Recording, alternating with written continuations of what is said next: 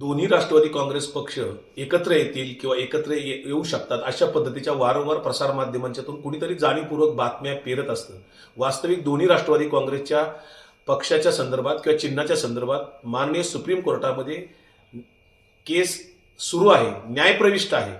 शिवाय राष्ट्रवादी काँग्रेस शरदचंद्र पवार पक्ष हा इंडिया आघाडीमधला एक महत्त्वाचा पक्ष आहे, महाविकास आघाडीतला एक महत्त्वाचा पक्ष आहे, जो विरोधी पक्षाची भूमिका बजावत आहे.